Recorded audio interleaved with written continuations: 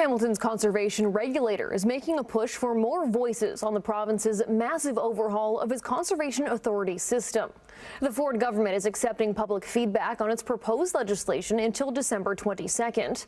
As Jason Guidola explains, climate advocates say the time is now to express your views, as they believe such broader changes could leave land and watersheds at risk.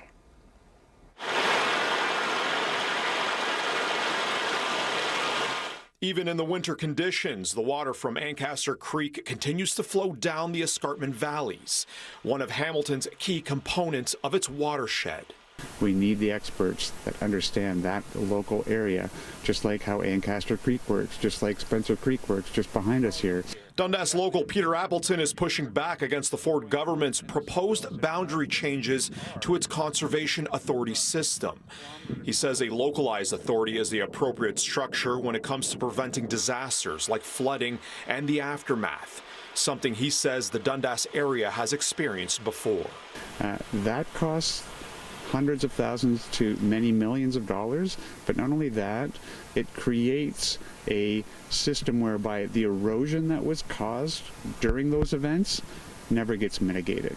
Earlier in the fall, Environment Minister Todd McCarthy announced that the Ford government aims to merge Ontario's 36 conservation authorities and create 7 new regional bodies, which includes consolidating Hamilton with Niagara, Halton, and Peel regions. They said the changes will ensure faster frontline services and delay reductions to get shovels in the ground quicker. The Hamilton Conservation Authority released a statement this week, also calling on residents to voice their opinions on the province's environmental registry before the deadline passes later this month. They tell CHCH News today, key concerns include the loss of local decision-making, the lack of evidence that a merger would solve existing challenges, the potential for increased costs, and the possibility that Hamilton's local voice could be diluted within a much larger regional authority. The province says under the proposed consolidation, the new regional conservation authorities will remain as independent organizations with municipal governance and oversight.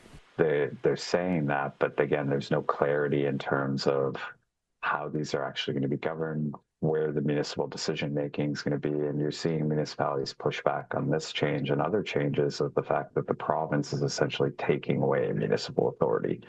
The Office of Environment Minister Todd McCarthy tells CHCH News today, to be clear, conservation authorities will continue to provide the same programs and services they deliver today. And their mandate, service areas, and funding models will remain unchanged, and boards will continue to be municipally appointed. Feedback on the province's environmental registry ends on December 22nd. Jason Guidola, CHCH News, Hamilton.